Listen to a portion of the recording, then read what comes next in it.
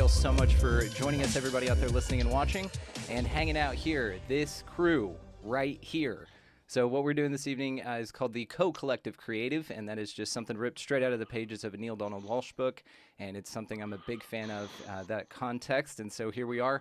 The topic this evening is contact. Now that seems pretty simple and straightforward, but as you're going to hear with our panel this evening, it is not. And that's why, again, the most amazing minds in the multiverse are here to talk about this. So if you guys don't mind, we'll run around the room, and I want you guys to just introduce yourself, just say something about yourself to the audience, and also let me know, what does the word contact mean for you?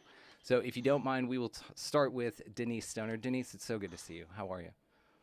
Hi, my name is Denise Stoner, and I have been researching both the paranormal and contact. And what does that mean to me? That means that I have met up with both spiritual beings and entities from other places. I don't always know or can say where they're from, but that's what I think of it. Very cool. And wonderful book that you did write with Kathleen Martin, and very cool, guys. All the ways to find everyone, by the way, is going to be linked down in the show notes. So for sure, we're going to make sure that everybody knows how to find you after this as well. And on that note, we'll just segue right into Kathleen Martin. Good to see you. Hello, great to be with you this evening. And a little bit about my background. It's in social work, education, social science. Have bachelor's degree and master's. I couldn't finish the master's because of illness, but got pretty far along on that. I'm the niece of Betty and Barney Hill, and I have, my gosh, since 1961 been aware of the presence of UFOs, and then a little while after that, contact. I've been working pretty much full time in this field for 32 years. I've written 6 books, 1 with Denise and 3 with Stanton Friedman. And now I'm a speaker, an author, and on-camera expert. And that's about it. What does contact mean to me? Yes, ma'am. Gosh, well, it could have many meanings. When I think of contact, I think of, in terms of extraterrestrials, contact with non-humans, contact with an advanced civilization from another world. Interesting. Yeah, and that's what we're here to talk about, guys. It is such a broad topic. It really goes deep.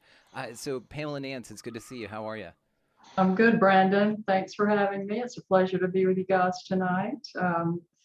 So for me, my experiences range from paranormal to extraterrestrial, and they began as a young child around the age of 4.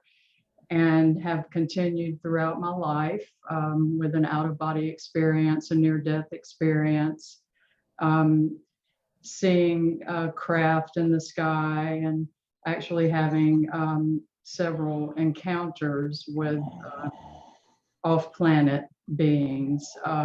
And so having experienced all of this high strangeness for basically my entire life, it put me on a path of exploration into the study of consciousness and various forms through paranormal contact, extraterrestrial contact, but also gave me a real desire to learn about history and the origins of humankind. And so I obtained a master's degree in anthropology and archaeology, and minor degrees in sociology and religion, and just trying to understand from a scholastic viewpoint what happened in our distant past, and just in an effort also to gain an understanding of the archaeological record and how we fit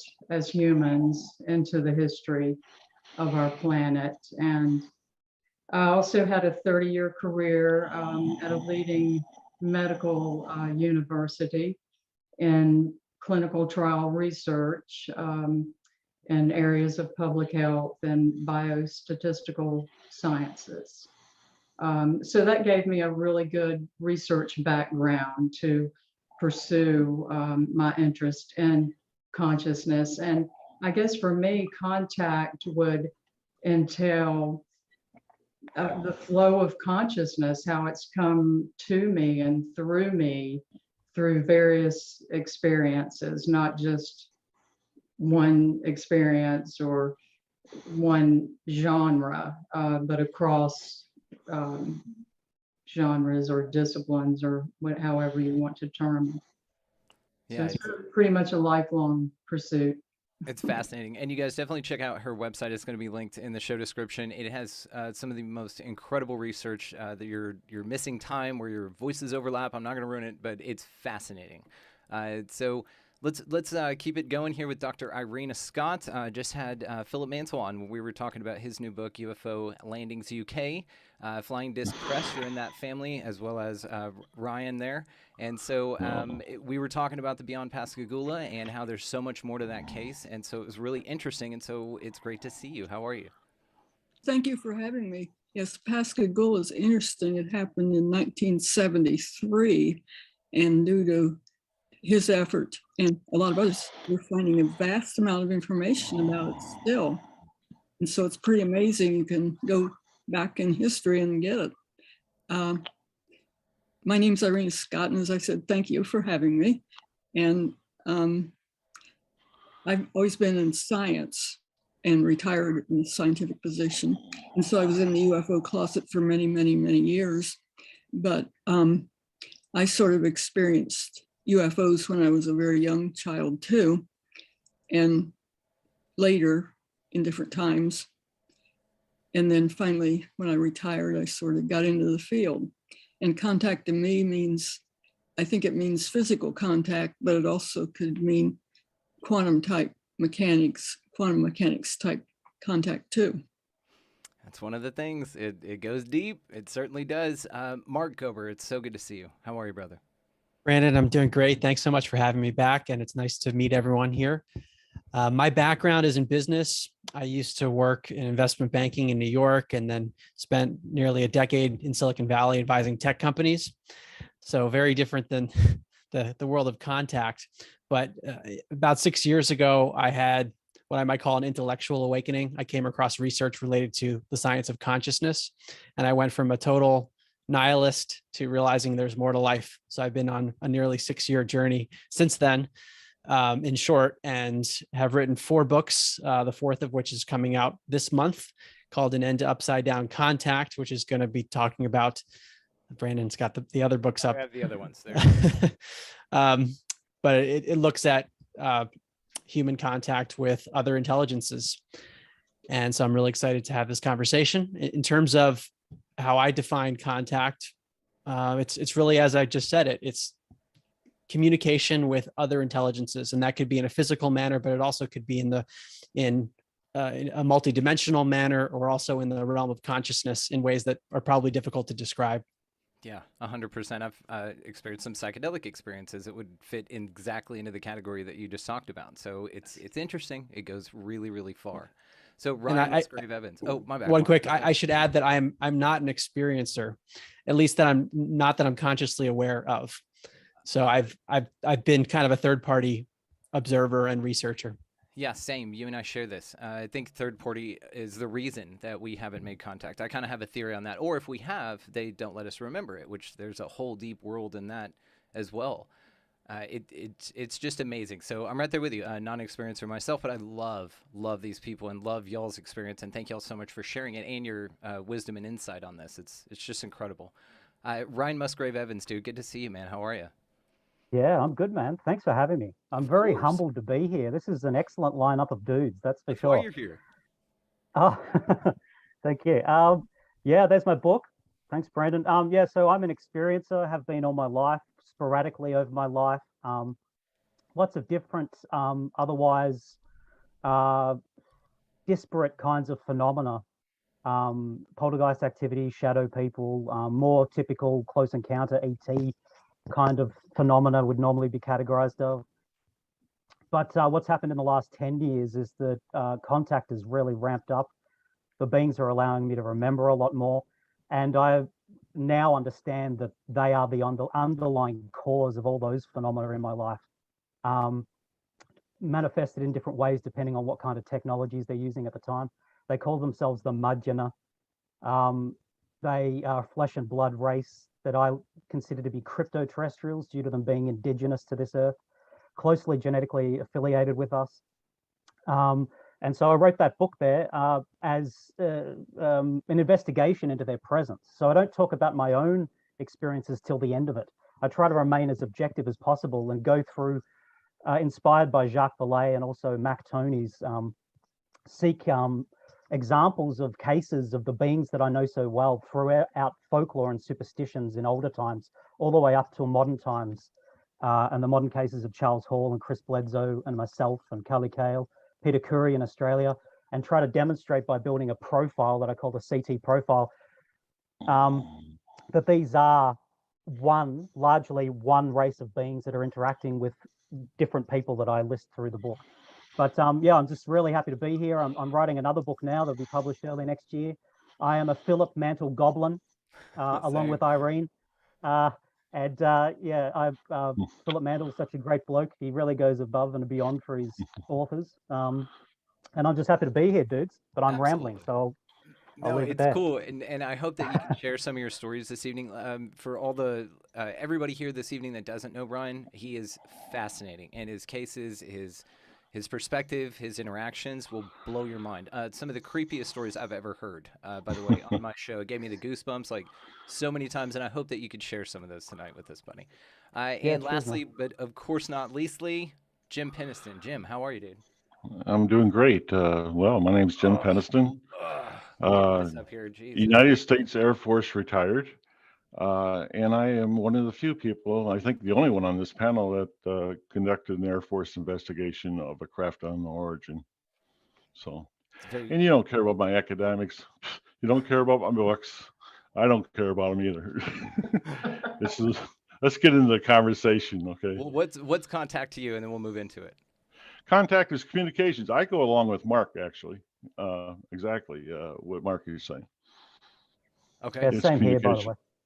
Well, perfect. So let's talk about the different types of contact then. We've obviously got a few different varieties here. So we're talking about contact of the third kind. So this is usually in Hynek's scales, and more were added to this, of course, but in his 1972 book, this is what he delineated. So we're just kind of wrap on this for just a little bit. So the third kind is about 500 feet out, so you can make out details and things like that. Anything beyond that, even normal people would say an airplane, if it doesn't have lights or if it's not in the right way, it's easy to get confused. Anything 500 feet in is kind of the standard on this, which that's just what it is. So let's talk about those cases. So that is still considered contact. The CE5 groups that go out and they will or meditate in UFOs, and they can see things, but none that we have heard of had landed, and so this has all been third kind or a little bit further than that, because they do things with lasers and all that kind of stuff. So what do you guys think is going on with the CE5 groups? Are they contacting UFOs, and why don't they come any closer in y'all's opinion? Mark, have you looked at this at all?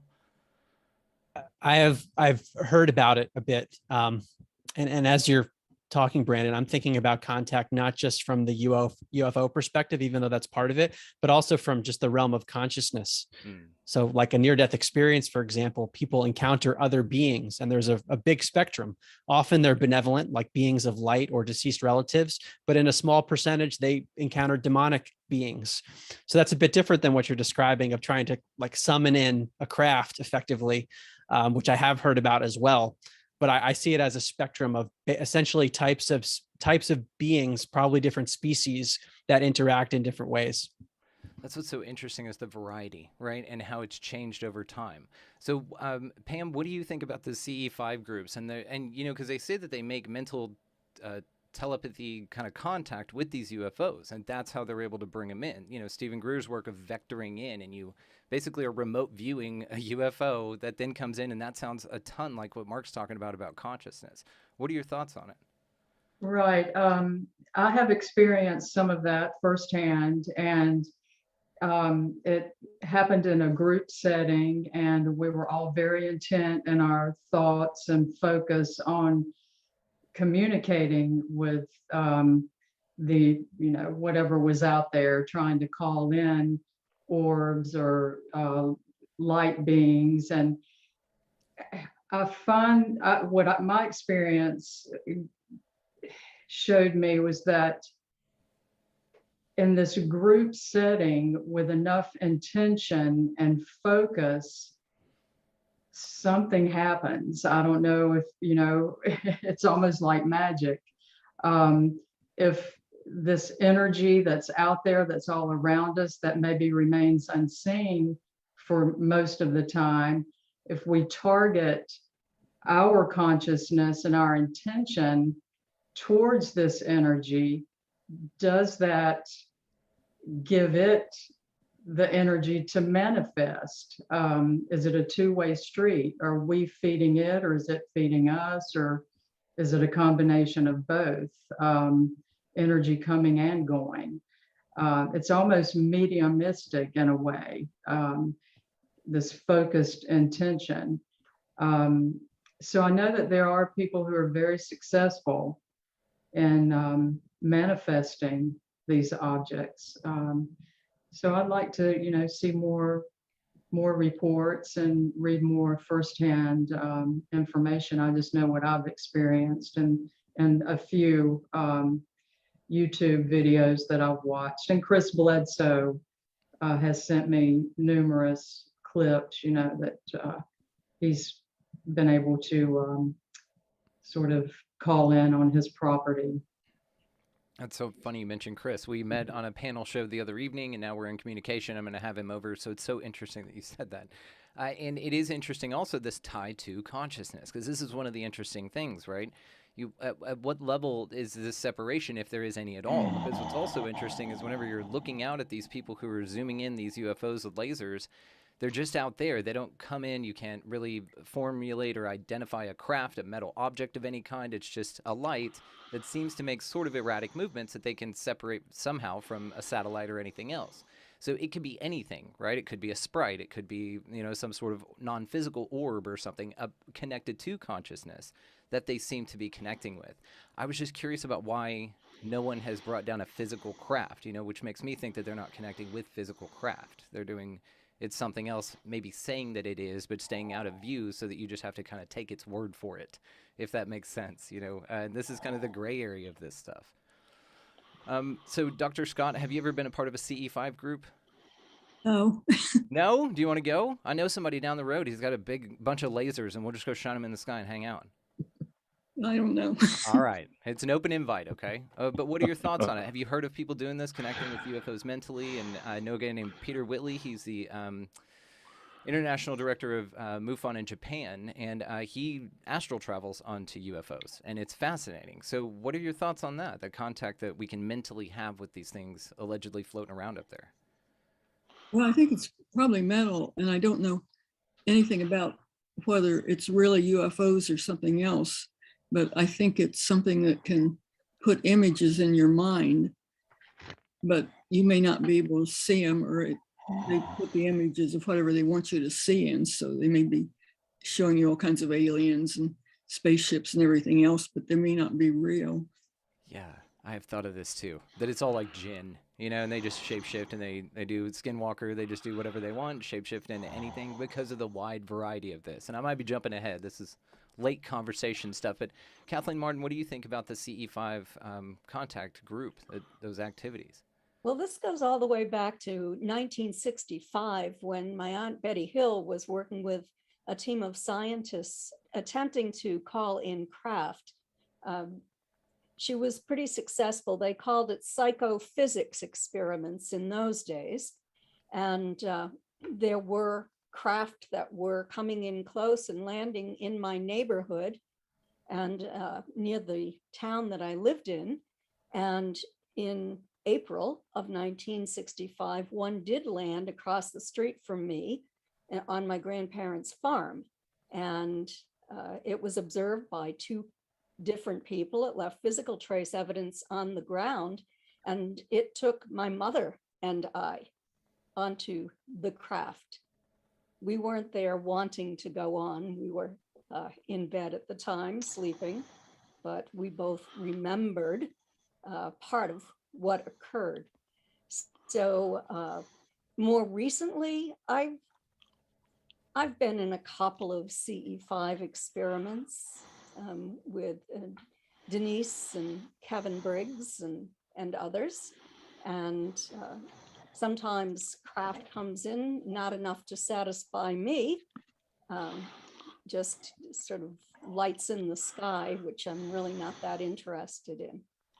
Yeah, that's how I feel. And this is, I was wondering if you guys, having been a part of it, probably were like, okay, where's the rest of it? You know, do we get to call an actual craft down? Denise, did you ever ask that? Did somebody say, okay, like that's cool, but can we, bring it in? Yeah, I think it's important that we continue to try and to work on this research, because one of the things that I think Kathy would agree on is that when we were working indoors with someone, when we were working with Kevin Briggs, when we brought people who were severe skeptics and negative about any of this coming to fruition, we didn't have the positive reaction that we were looking for. So I'm beginning to think that if you have the negative factor there, the skeptic there, it's not going to happen as often as it would if you had a group of positives. Kathleen and I were talking about this. Kathleen, I refer to this all the time on the show, our conversation about two people standing there. It seems to be connected with vibration or frequency or your vibe, your mojo. And two people could be standing there. One person sees it, one person does not. And it's this type of experience, how it's selective. That's what's also interesting about this, because super high vibe people then never see UFOs. I'm, as one of the most high vibe people you ever meet, never seen one that I know of, So what is, am I one tick below my vibration? I'm already Tigger bouncing around here most of the time. Just show me a UFO. Well, I don't think it has a lot to do with your physical or emotional energy. Yeah. It's more with your vibrational frequency. Right. And the ETs say that if you can raise your vibrational frequency high enough, then you will be closer to their dimension. So they say that those of us who have had our frequency elevated are able to observe things, see things that people of lower vibrational frequencies cannot see. It's very interesting how this all works. Jim Penniston, you must have been just flying high vibe more than ever because you have one of the craziest contact stories ever. Yeah, this is a really strange subject.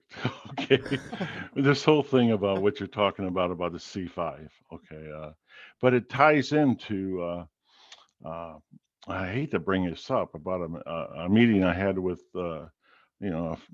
the CIA and a CIA analysts, and actually it ties into what Irene was saying. And it is actually, it's part of, according to them, this is not me talking, okay? First of all, I don't think C5 groups can bring nothing in, okay? I think I don't think they can draw in UFOs or stuff like that. That's just my thought on it. Because I'm a facts guy. If I don't have the facts, it's just you have to show me, okay? But anyway, what the analyst said, and by the way, that meeting was with my attorney there, and I wasn't alone. It was only a few years ago too. But he says one of the things about this communication with contact with this phenomena is if the whatever you're prone to think internally, if you think about leprechauns, you're going to see leprechauns. You think about aliens, you're going to see aliens. Okay, and it's stronger at a distance, according to them. According to him, he has a group of 8 scientists that are working on it. That's what he told me. I don't know if it's true or not. Okay. And he was working with Bigelow Industries, aerospace, if that tells you anything. Yeah. And he was saying that the farther away, you're more apt to, it's a defense system for the actual phenomenon itself. So it can make it look and appear any way you want. And the closer you get, and this is the reason why you want to meet with us separately, who else was out there with me that night, is the closer you get, the stronger it can be, with the exception of if you are in the sphere of influence, which is like if you're within 10 or 15 feet of the air, of the craft itself, then you see it for what it is. So that, based on what he said there, oh, and also, this is fascinating. He said that anytime you have contact with this phenomena, and it's direct contact, they have determined that it will leave through an MRI, you'll be able to see a signature in your brain on it. Okay, so they can see who's been contacted and who actually hasn't, according to him. Is this a box you can check at the office when you go in for your scan? Can you be like, check me if I've been in contact? No. Here's the shady part. The shady part is he wanted us to go with him to Stanford for this research group. And I'll tell you what, there's no way I'm going to go to some research group somewhere, even Stanford, and have them, do MRIs on me and stuff like that. That's just crazy stuff. That's according to him. But the tendency, I do believe, according to my contact, yeah, if you're right around the craft itself, you see it for whatever it is, and there's no fantasizing or stuff like that happening. They do it. I think it's my guess is that they do it as a defense. So you can't really make direct contact or something with it. I know this sounds bizarre, but no, it actually makes so much sense, because if you think about it, it's even a form of like mimicry. Like in nature, we find this all the time with moths that look like owls' eyes on them. So the predator of the bird that would prey on the moth is on the moth, so it looks like something else. So there's this mimicry aspect, the bugs that look like leaves. I mean, all kinds of stuff. Even cuttlefish and octopus can blend exactly into the texture of their environment as a defense mechanism. So this actually makes complete sense that they would appear some way. Now, what you described sounds like more of a technology, which I've also heard in some reptilian accounts. Like the reptilians, someone, these amazing stories of someone walks into a record store in the middle of nowhere, and someone's working behind the counter and they got too close to him and the shield failed. And so they were in this sphere of influence because they got too close and they could see through the disguise, basically. Just like on a moth, when you get close enough to it, our physical eyes aren't tricked anymore. Maybe it's something more cognizant. Maybe it does connect more to your consciousness in this way. And this also would explain like screen memories, people saying they saw owls, these giant owls or whatever, and then it turned out to be a gray a lot later on, or monkeys at the foot of your bed, and then all of a sudden it's something much different later on, and now you're abducted by Flavor Flav like Pam Nance later on in life. So, but the question was C5. Well, the question is what. Yeah, just what your thoughts were. I never answered the question, did I? You did. I don't think yeah, I did. Right up top, and then yeah. But if you'd like to go on ahead on it, the C5 stuff, like for example, Greer, I have no respect for him, zero. The guy is an opportunist and entertainer. I told him this to his face across from a dinner table. I mean, this is, the guy is not legit. You can't go out and just call stuff in. I do believe that there are psychic makeups of certain people that are more prone to see UFOs or these UAPs than other people. I do believe that. Who knows what it would cause, why it happens. Denise was talking about if you have a non-believer there. I think it's more about your genetics than anything else. If you're going to have a possible communication or something like that, but to draw them in, I don't know about that. Yeah, it's interesting. You know what it reminds me of, though, is Dr. Lynn McTaggart and her intention studies with the power of 8, and these intention studies where they stand around. There's been research with Chinese doctors doing this. A lot of research has gone into this about just putting hands on someone and 8 people or so that all believe, in the same thing. Everybody's on board with the idea, to what Denise was talking about, and there's a change that occurred. And Pam, that's what you were talking about with your connection to consciousness studies. When involved in this, it is much more of a group setting of more of like Dr. Lynn McTaggart's work, and it's well documented. It's absolutely fascinating.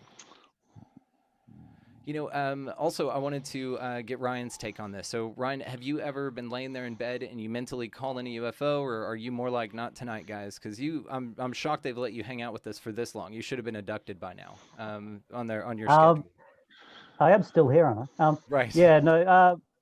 Well, some of the interactions I had about 10 years ago were like tabletop procedures, sort of more like that typical abduction phenomenon where you've got skinny white beings with black eyes, but some of them I saw putting the black lenses in, really long hands, 4 fingers, about half as long again as ours, with a thumb that's like vestigial, with masks on, feeling around in my teeth, drilling things into me, put something in the back of my spine that was incredibly painful. After all that was over, I said to them, how about you come and visit me, but in a more of a friendly domestic setting.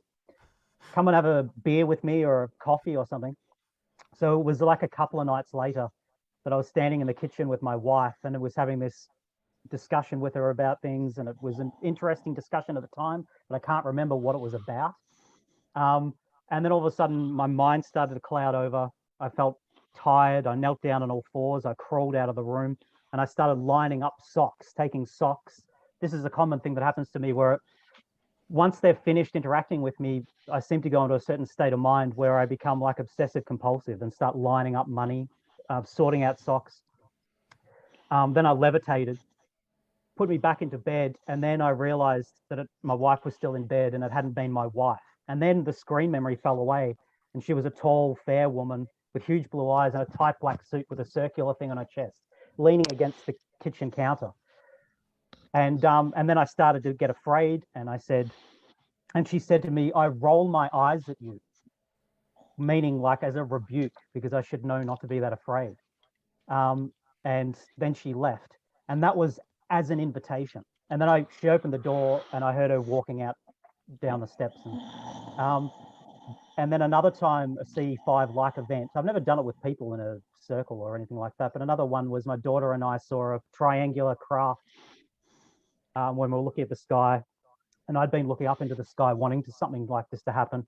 During the day, with purple and pink hues, triangular craft wandered across the sky and was performing these maneuvers and zipping back and forth, shot out from about the size of my thumbnail to like a pinprick in the sky and back again, wandered around over the top of our house and then left. And the craft could have been anywhere the size from a small prop-driven plane to the length of a football ground, and I wouldn't be sure depending on how far away it was. I'm not quite sure how far away it was, but certainly they have technologies which I've seen they wear in their helmets. So these particular beings, the Mudgeon, tall, fair beings, are no more psychic than we are naturally. They rely on technologies, robust technologies, to do lots of different things, to cloak, to become intangible so that their bodies can accommodate other foreign objects so they can walk through walls. They live under our oceans and in our mountains and things like that. They travel around and follow the warmth. And so sometimes habitations will be empty and sometimes not, etc. But they communicate by sometimes abstract ideas, intrusive into your thoughts, sometimes visual images, but it's also sometimes linguistic.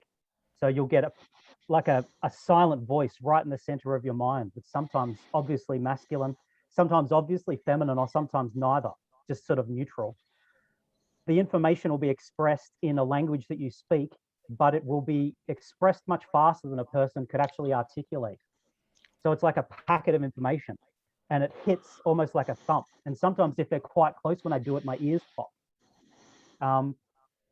Now, they can then use this to get into your mind, understand your thoughts, understand your belief system, and conform to ideas you already have about the paranormal so as to hide from you, so as to not alarm you significantly. Sometimes they'll pretend to look like a neighbor, or in that instance I mentioned before, my wife, or sometimes even a person that you've known that you trusted that's no longer alive, which is particularly concerning afterwards and then you'll think it's a ghost or something like that.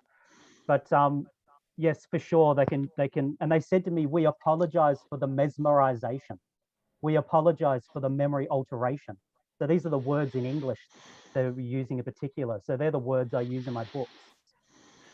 But for sure, they use your own vocabulary of ideas and they have been doing it with us for millennia, to conform to preconceived understandings about the way the world works and what they might be, and then they'll be covert like that. Yeah. They've So been doing it forever and a day. So ideally, even what they show you after they say, okay, no, this is the real us, that could even be a screen memory in itself, and they could be some horrible squid monster or something, really, right? You know, but they're just like, oh, they're not ready for that yet. Let's give them the almond-shaped eyes thing. Yeah, we'll tint our. Well, yeah, maybe. Yeah, I'd like. I mean, yeah, I'm 99.9% sure, without being 100% sure, that I actually know what they look like. But having said that, there's always a possibility I'm wrong too. Yeah, it's like a screen on a screen, you know? It's interesting. It's just so fascinating. And thank you. You have the most incredible stories, and I'll ask you if you don't mind in a minute to tell us all the creepy one, the one that gives me the chills every time.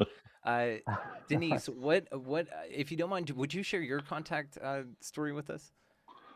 Well, it's occurred since age 2.5, and all the way up to just a few years ago. And then I would say that I was visited rather than taken or escorted aboard a craft. I've seen several different types of crafts.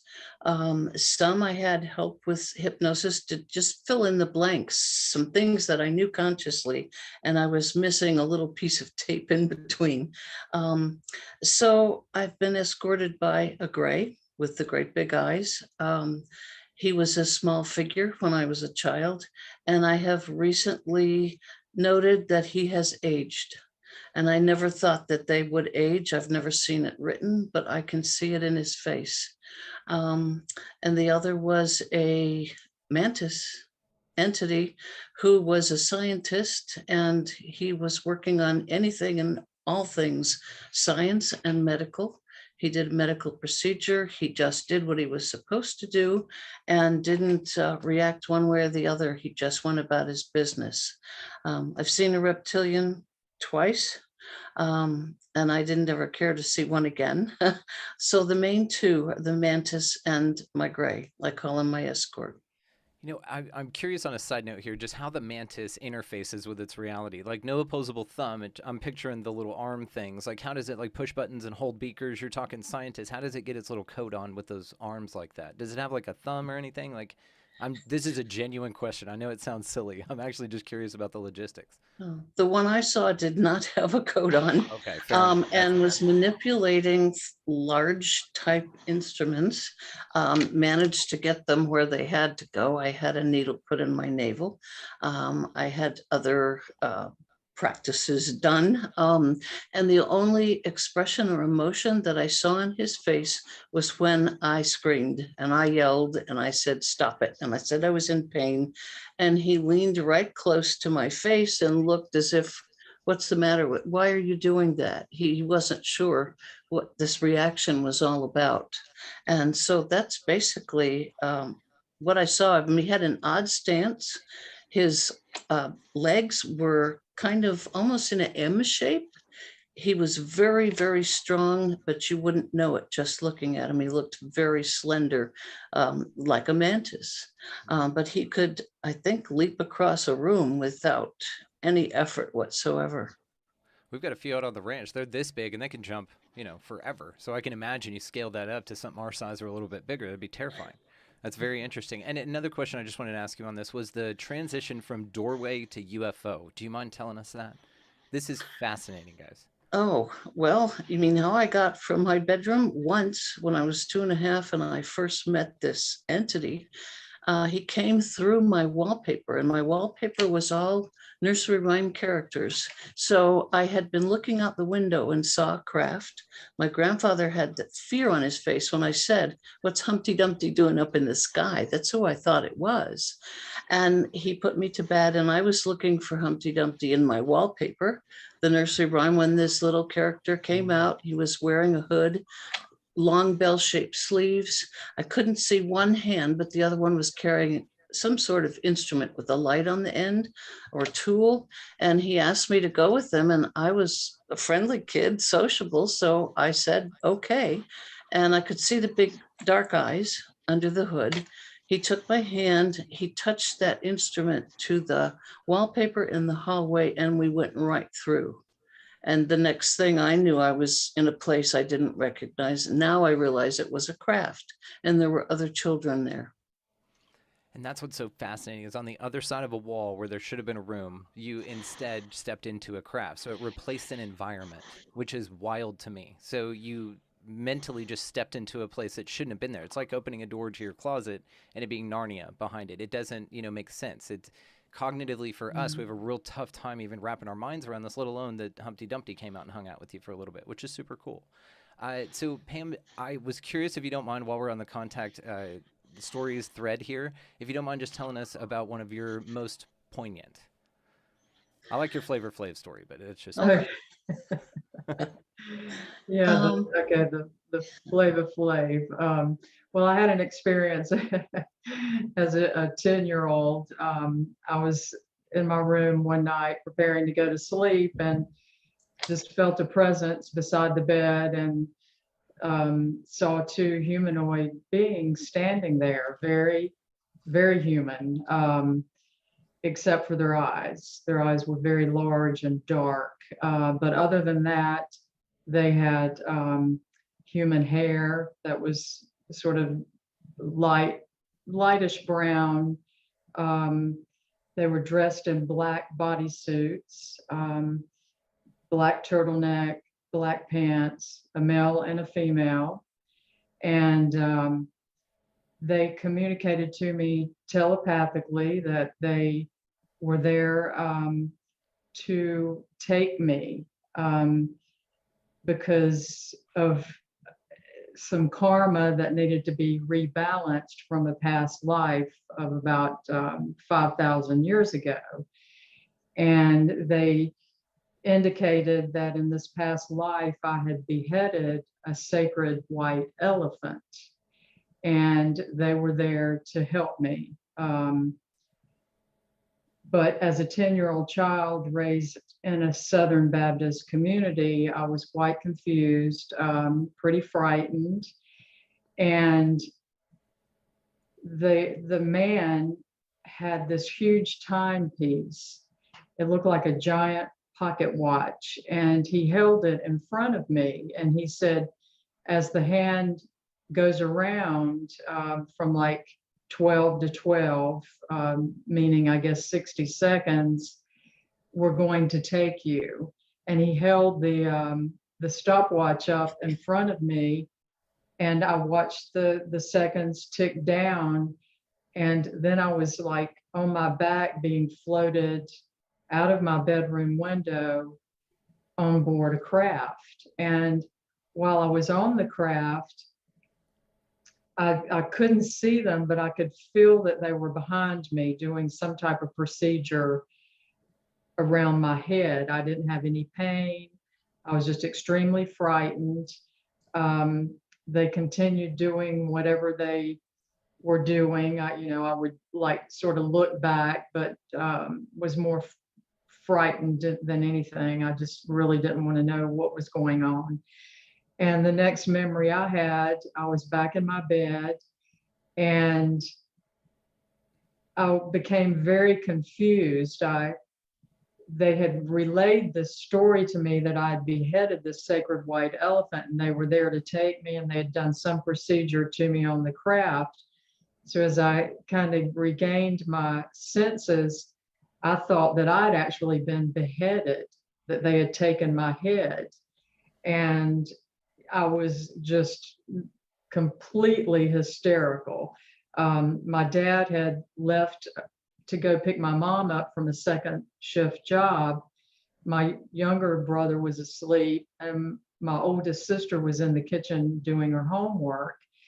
And I remember going to her just completely hysterical, thinking I'd been beheaded. And of course I'm talking and I'm crying, and she's like, you've got your head, what's wrong with you?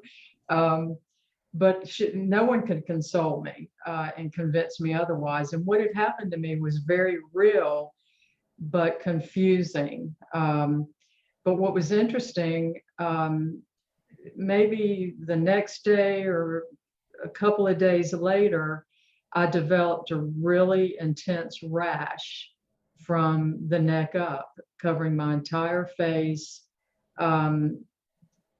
No one could figure out what had caused this rash. My parents took me to the doctor. The doctor didn't have any answers. I was given some cream, and I ended up being out of school for a week or two because I looked pretty monstrous. so, and as an adult looking back, and from accounts that I've heard, that perhaps I'd been exposed to something while on board the craft with this procedure, whatever they were doing. But it was just kind of odd that I developed a rash at the same time I'd had that experience.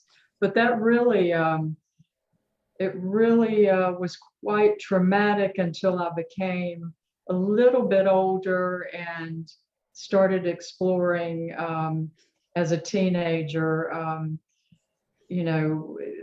tarot cards and numerology and astrology and psychedelics, and just trying to kind of understand what this weird event was that happened to me as a kid.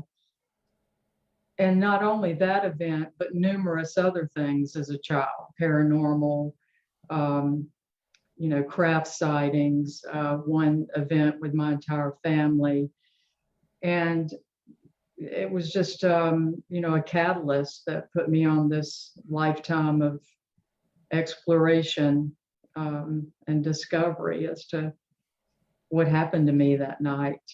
It was very strange. It's very strange. Thank you again for telling us. And I'm just thinking with the countdown thing, that's so interesting to me. I've gone under anesthesia twice, and the anesthesiologist is always, super witty and says, all right, count down from 10. And I get to maybe 2, and then you're out, right? And so it seems like this. It seems like there's some sort of time that needs to occur for you to be in a state to where they can transport you. It's just kind of what it sounds like whenever I hear something like that. It's just very, very interesting. Now, Kathleen, your family's contact experience put this on everyone's mind back in '61. So what was your contact experience like with your mother? Do you mind sharing that with us? I was terrified. I was lying down on a table of sorts, and there were entities around me doing something.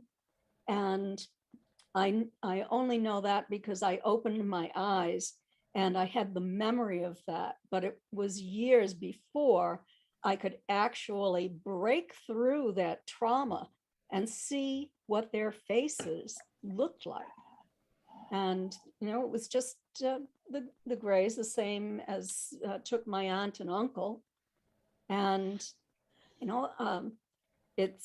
I assume that it's just multi-generational.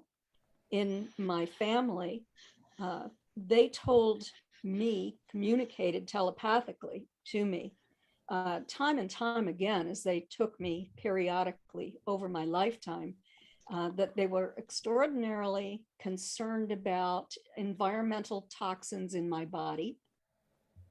They had taken tissue samples to measure that. I did not know it at the time when I was 17 and taken, that there was a barrel plant that they cleaned out barrels.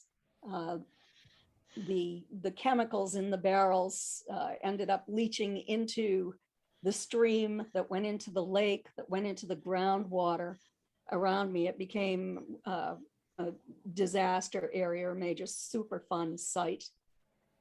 So I can understand now why they were concerned about toxins. I was also about 20 miles from a nuclear base.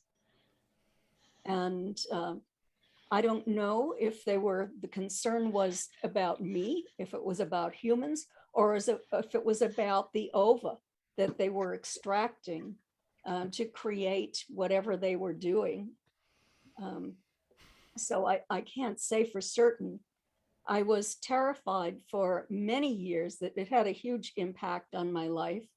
One time when I was returned, I was burned on my face and my back. I lost hair. I lost weight. I was very ill for a period of time. The doctor told me that there were people occasionally that he would see who would have these kinds of symptoms.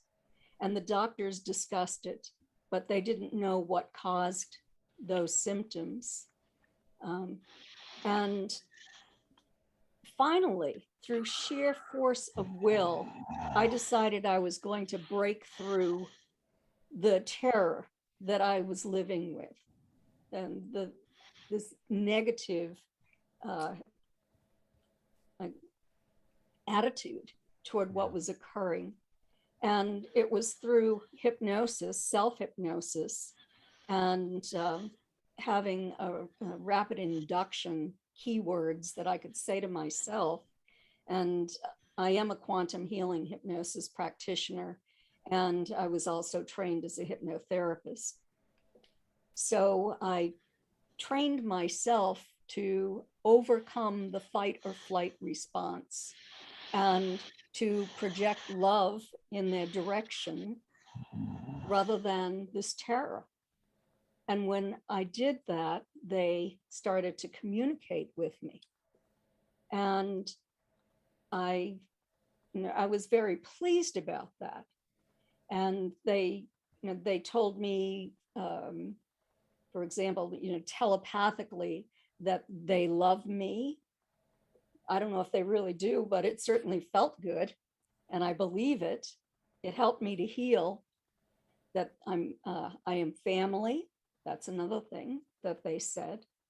So I felt a lot more comfortable with them then. I haven't seen that group, I don't think, since I started to work with Kevin Briggs in 2016 with his Council of Eight. And I was healed by ETs of that illness that I had eventually, but Paul Hamden, from a man from Australia who was an experiencer and a medium, helped me with that. They came and they healed me. And Kevin Briggs' group has given me evidence. I can feel their presence. It's a very strong tingling sensation in my body. I used to have that very strong tingling sensation when I was on craft with the Greys too. And I'm not certain what it is, if it's the electromagnetic energy, or there was always something about raising my vibration, that message I would be given. But the relationship that I have with whoever they are now is positive, and I'm happy to have it. And I think that the experiences that I had in the past when I was fearful helped me to understand to a greater extent what other people feel when they come to me. I'm an advocate for experiencers. When they come to me with fear, I know why. I know what I went through and how to overcome that now. So I feel that I've really moved ahead as a result of the experiences, and am in a position where I can really assist people at this point. Yeah, it's absolutely fascinating. Love your perspective on this, and thank you for sharing that. Jim, what about your contact? Now, I'm curious with yours, was it anything, because you had your download and it's absolutely fascinating. I know you've told the story 1,000 times, so that's not what I'm asking you to do. What I'm asking you is did you sense any sort of intelligent presence behind it? Do you think there was an entity involved in it in any way, or was it more artificial intelligence-like and non-human? Non-biological, let me put it that way. No, I don't know the answer if it was AI or not. I don't know. I am convinced that the craft wasn't manned. It was just too small. What about little wee For people? well, that's if you believe in the extraterrestrial theory, I guess, which I don't. So mine was caused by contact. I mean, actually touching it to receive it.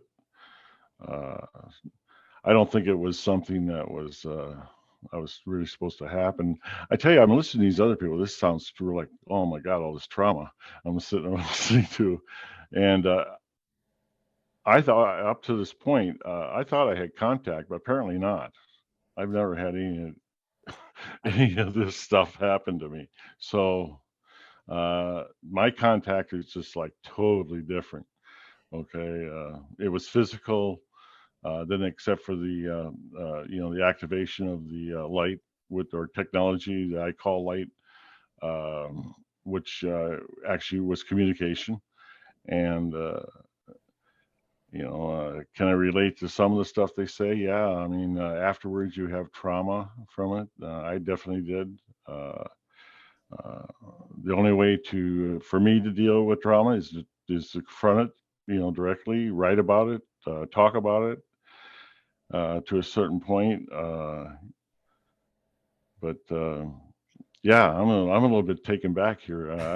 Right, right. Everyone Really, here is awesome. no, because every there's certain things that each have said so far that, oh yeah, I can relate to that a little bit, you know, and then some of it just reinforces what was told to me by the CIA and that about the uh, what you are preconceived to see you see. So, but then Ryan brings up a good point. How do you know everything that that wasn't implanted or that wasn't,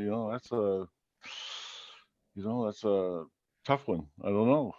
There's a lot. I tell you, that's the trouble. If you do get one answer out of all this stuff, yeah, it creates another 50 questions. You know what I mean? I don't know. That's right. I'm just, yeah, I'm pretty much taken back by it.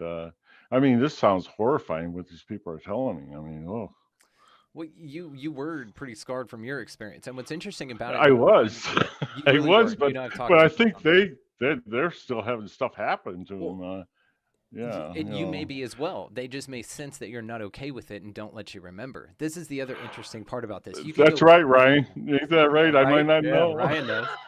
Yeah, and what I found interesting about your case in relation to everybody else's is everyone else seems to be entity based. It's contact with entities, with bipedal, maybe quadrupedal, but still two arms. In Right. Denise's case with the mantis, but it really seems to be more of an entity like thing. With yours, not only Mhm. was there no entity present that you saw, but also you received a telepathic download like everyone else does, but yours was in binary code. So again, it's more of like an AI thing that's figured out consciousness and can hack it in this way. It's one of these interesting things.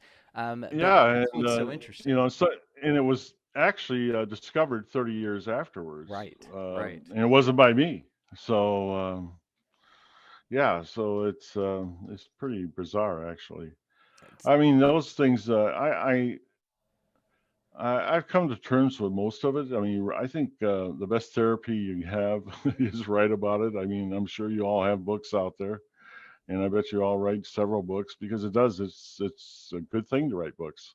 It makes, at least for me, it makes me feel better to actually express my fears and my thoughts in detail, and that's the way I confront it. Unlike others that have talked previously to me. I've only had the one investigation or one contact, and that was that night. None since that I know of. So, yeah, that's the crux, right? Now, hmm Dr. Scott, your book on Beyond Pascagoula, that's an extension on a very famous and really bizarre case. So what got you attracted to that case in the first place? What about it just mesmerized you to want to write about it? Well, I started having some form of contact when I was very young. My family was real poor and we didn't have media in our house or anything. And I'd never heard of UFOs or spacemen or anything. And my sister and I were sleeping in the attic room on two sides of an attic room. And this thing was in the room. We both woke up and there was something flying around the room, just a tiny little thing that was like hot metal. And I didn't know what it was. And after a while, I noticed, even though I was a kid, I noticed that it would avoid running into things and go around the furniture and stuff. And the room was dark. And after a while, it flew up toward the ceiling and it turned before it got to the ceiling. And it was an attic room. The walls came together with about 3 feet in between them. There was a chandelier. And without feeling anything, it flew over the chandelier. And then I didn't know my sister was awake at the time either. So I had another witness, but we didn't discuss it. And it flew to the chandelier and started circling. and it didn't feel its way around or anything. It seemed to know where it was, and then it came down. Well, at that point, we both became absolutely terrified, just beyond anything you'd believe, and ran out of the room and fell down the stairs, bumped into each other, and couldn't get the door open, and ran shrieking to our parents, and they didn't believe us. And at the time, I didn't understand anything about it. And it was years and years later when I read the book by Jenny Randalls, who said that sometimes people have UFO sightings when they're kids. They have small UFO sightings. Well, this, I had the feeling that it could make me see what it wanted. It was pretty good. We both woke up at about the same time. I think she woke up earlier than me, but we didn't see it come in the room or anything. So it may have had some influence over our minds some way. And then we both became terrified at the same time. And so I thought it was something mental, but years later, I had this dream about parallax, and I could see an airplane. And when it was close, it should be larger, and when it's farther away, it should be smaller. In this case, when it was farther away, it was bigger. So I thought this is just the opposite of parallax. And so I just thought that this was an image that both of us were seeing, which seemed kind of funny.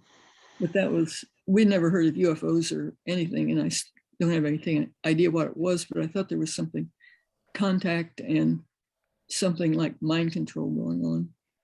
It is interesting, and I love that you brought up the kids getting kid UFOs. I'm reminded of the Kara event in Japan in the 70s. Have you guys ever heard of this with it looked like a hat, like a small hat, and these boys found it in the field, and they flipped it over, and they could see there's like 30 pressed holes in the bottom of it, and it's got a little star pattern on it. It's a fascinating case. And so the boys took it home. One of them put it in their backpack, and they took it to school, and they looked inside the backpack, and it was gone. And then they found it again, allegedly, and then they put it in like a cage, like a Faraday cage, and then carried it around for a little bit, and then it started vibrating or something, and then they opened it, and it vanished. So there's these interesting cases, but it was a wee little UFO, it was like a toy. And so that's how it appeared to them. But it still displayed these miraculous properties that we just can't physically wrap our mind around with the physics understanding that we have today, which is what's so fascinating about this. I mean, of all the things that are so fascinating. So Mark, I want to get your take on this, buddy. You and I have not been experienced yet, but I am going to request that if we are ever abducted, they do it to both of us at the same time, and I'll come pick you up, okay? And then we'll zoom around. All right, deal. Well, as I'm hearing these amazing stories, first of all, they resonate based on the research I've done. I've heard many things like what I'm hearing, as remarkable as they sound. But I'm also thinking about more subtle forms of contact, because most of the stories have been dramatic. And when I say subtle contact, I mean, like, where do ideas come from? If we have a creative insight, where did it just pop in out of nowhere? Is it biological? And a lot of my earlier work, especially my first book, And End Upside Down Thinking, is all about the idea that the brain doesn't produce consciousness, but that the brain is more like an antenna, receiver, transmitter, filter, processing mechanism of a consciousness that's beyond the body. So what I'm wondering, and there's a great new book out called The Science of Channeling by Helene Wabe, who's the director of research at the Institute of Noetic Sciences. And she talks about this idea that we're all channeling, we're all getting this information all the time, but it can be in a subtle manner. In some cases, it's very dramatic and the person, speaks in a different tone. But in other cases, we're just getting information and we don't perceive it as something external. But when we deconstruct it, maybe these ideas are coming from other forms of intelligence. And I wonder in my own life, I was on a completely different life track, and now I'm writing books about aliens and, life after death. How do those ideas come in, for example? So it's just food for thought for all of us in terms of what's guiding our lives. It's so wild, and it's great that you pointed this out. Tesla even talked about this, that he was a receiver for information, not, the one creating it. And it is interesting when you think about ideas. As a musician, I've talked to several musicians that I've written music that I swear was not me. Something came in, and one of my favorite songs I've ever written, I feel like I can't take credit for it because it's so awesome, but it's unlike anything else, but it just flooded in, and it just appeared there. And a lot of musicians talk about this, the idea of the muse and this channeling of information, how it relates to ETs. I've heard, these stories about the Greys calling us, the human beings here that they interact with, vessels. And so Peter Whitley also should have had him on tonight, actually. Now that I think about it, I'm just talking about him the whole time. Peter Whitley also, that astral travels to UFOs, has talked about when he was on a UFO, a gray was showing him something sort of like a science experiment like Denise was talking about. And there was a blue swirling liquid in something. And he said, oh, that's your soul. You guys are just vessels. And so to this idea, it's like we're avatars, and our consciousness kind of zoomed into this body and it's being controlled or something somewhere else. And it lends to this idea. What do you guys think about this, that the Greys call us vessels? Pam, have you thought about this at all or heard this?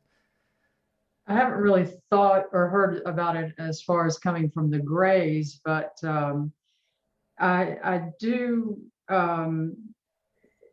hold Michael Newton's writings pretty close to my chest. I don't know if you guys are familiar with his work, but he was a psychologist for about 40 years that he worked with folks to help with weight loss and smoking. But over time, yep. Over time, other information started to come through, and he realized that he was tapping into a part of the patient's consciousness that was still connected to this life between lives. And so what he said is that as energy beings, we cannot bring all of our energy into this life, all of our ability to have a full awareness and connect to our total consciousness. We just can't do it. We're too dense. We're too heavy in this gravity-laden environment. We can only bring a small portion.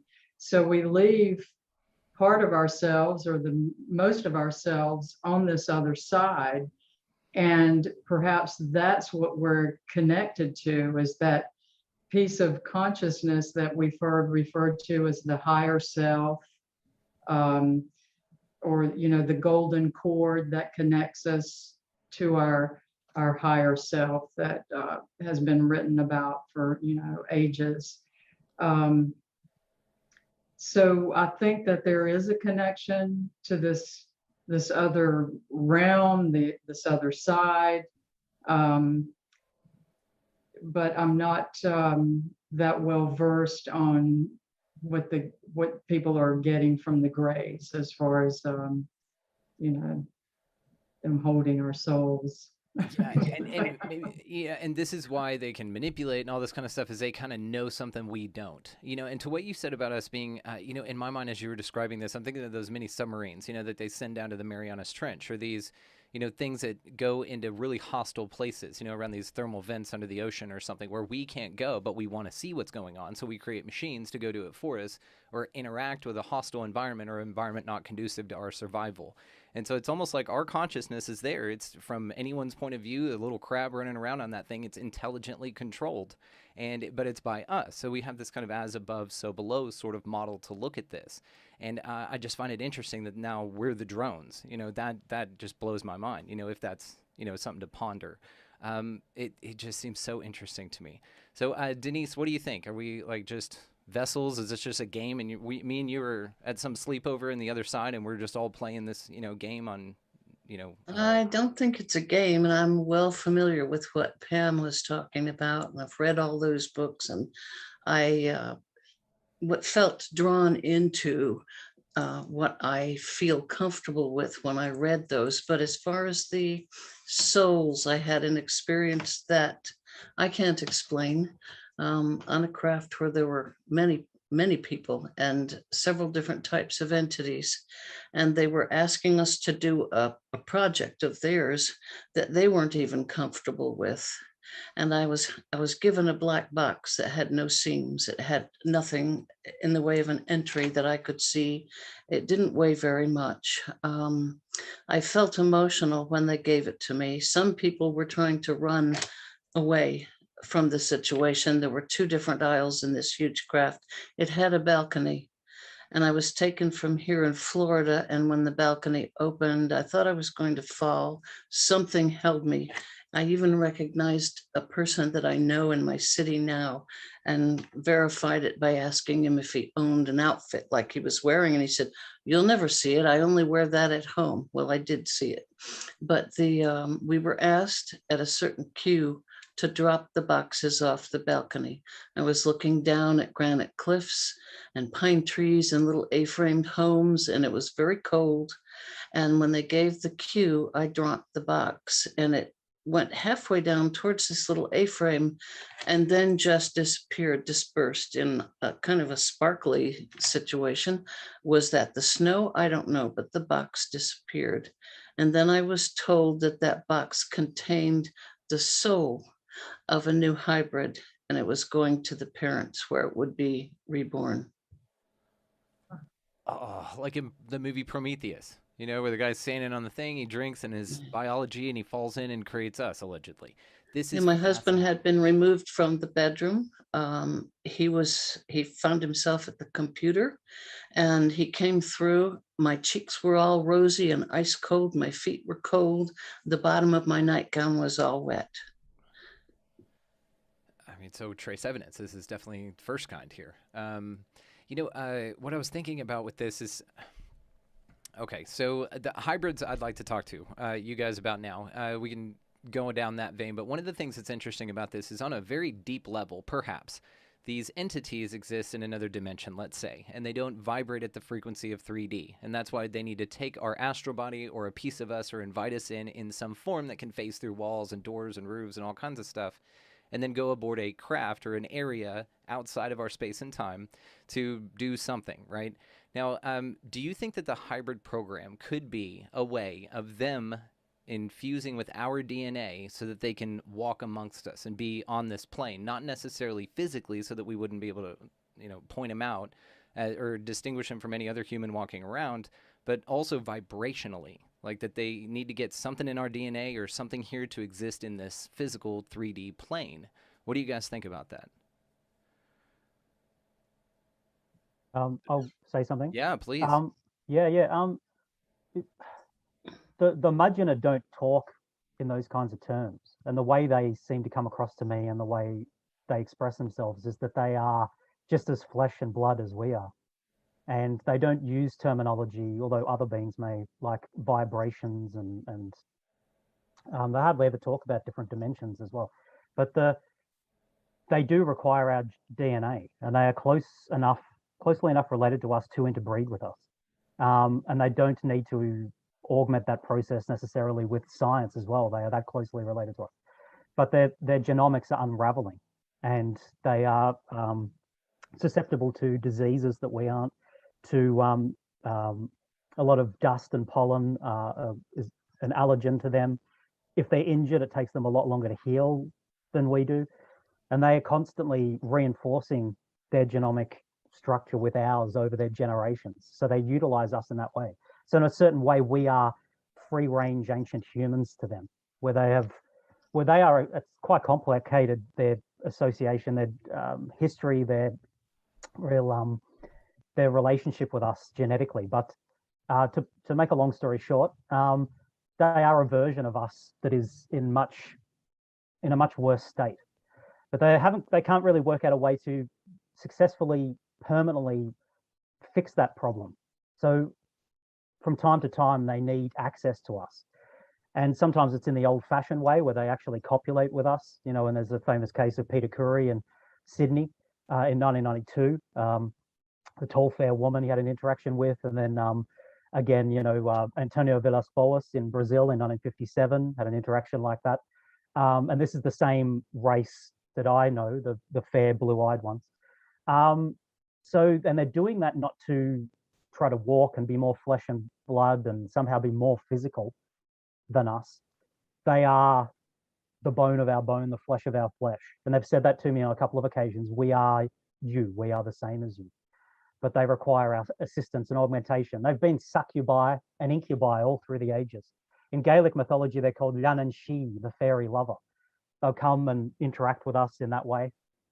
And so that's I know in that kind of sense, these kinds of beings sound a bit boring in that sense that they're not we're not talking here about non-physical, super sensible realities and things like that.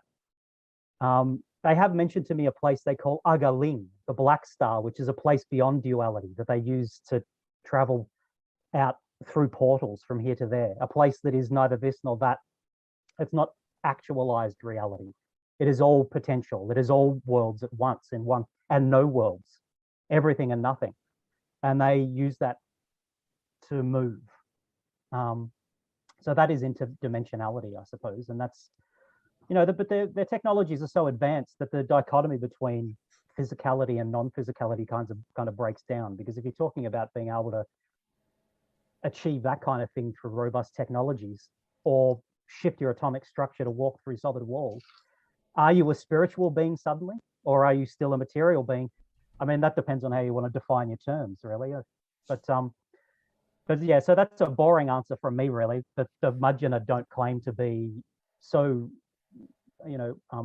hyper or super physical or non-material in that way. Yeah, it's the Arthur C. Clarke quote, right? Any high advanced technology would be indistinguishable from magic. And so, yeah, I mean, this cloaking technology, what they can do as far as, we all know, molecules just make up everything and it's 99.99, invisible space or empty space. So they figured out a way to kind of, breach that. And that's just, could be viewed as a technology. But if you took, a lighter back to the Stone Age, you're a god. So it's just the perspective of it's very interesting, which kind of is why we, put so much on them, why we hold them in such high regard. But also it's interesting that they're kind of dependent on us, even if we are some sort of resource or something. So now it speaks to sort of a symbiotic relationship, and I don't know that I like our role in it, but I don't think that we have really clear definitions of that. So Dr. Scott, go ahead. No, Ryan, please. I'll just quickly add, sorry, I don't see their relationship to us as parasitic. Yeah, it's symbiotic because they live here permanently. Our best interests are their best interests. Right. Our health and well-being as a separate species to them, from which they gather, genomic data from time to time, is essential. And so they care for us and they care for the planet and things like that, because otherwise, it's an existential threat to them if they aren't tending the garden, so to speak. This terrarium of Earth that is theirs in a way and not ours in a certain way. But anyway, sorry. Yep. Yeah, you'd want to, grass-fed and free-ranged, and the happiest product makes the best animal, or make the best resource, whatever they're getting out of us. Dr. Scott, what do you think is going on with the hybrid program, the alleged hybrid program? I don't know, because I've had dreams about like semiconductors where you can put a whole mass of information to a tiny little spot. And it seems to me like you could reduce a whole human to just a little bit of energy that you can translate into a human, or just have a little bit of energy. And so it seems to me like it'd be real easy for something more advanced to just reconstitute a person like we do, making instant coffee or something. And so, I don't know size and dimension and everything, whether that's important or whether there's just a certain amount of information that can take different forms. Yeah, it's fractal, at a level. You constantly zoom in, you think of the Mandelbrot sets and stuff like that. It's fascinating. That'll blow your mind. And again, back to the small people thing, the Nazca mummies, these wee creatures that were found, allegedly, again. They're described exactly like how Ryan describes his entity. So it's really interesting with the vestigial thumb, with the long fingers, the 4 total. It's just the similarities are pretty cool. So Kathleen, what do you think about the hybridization program? Some of Ryan's statements resonated with me. From what I know in terms of the amount of research that I've done over 32 years, and also from my personal experiences that I speak of tonight, it is mutually beneficial. They have lost the ability to procreate in the manner in which they used to. They're attempting to upgrade their own race by using their master geneticists, using our DNA to even gain some of the emotions that they had lost over time. And the reports that we receive now about people who have been on craft being taken by grays, oftentimes we hear that there were emotions expressed. There were facial signatures to indicate pleasure from the grays. So I think that that is probably part of their reason for doing what they're doing. One woman whose case I worked on, and this is only one, but it was very interesting to me. She was taken back in the 1950s. And they told her that they were taking people so that they could determine who would survive the environmental collapse of our planet. And I don't know what they were looking for, but that's a possibility. Another possibility is they're attempting to upgrade our DNA to move us ahead on an evolutionary scale, because they're extraordinarily concerned about our use of nuclear weapons. And they have said that they have seen the collapse of the ecosystem due to nuclear war on other planets, and they would not want that to happen here. So they're doing what they can to intervene.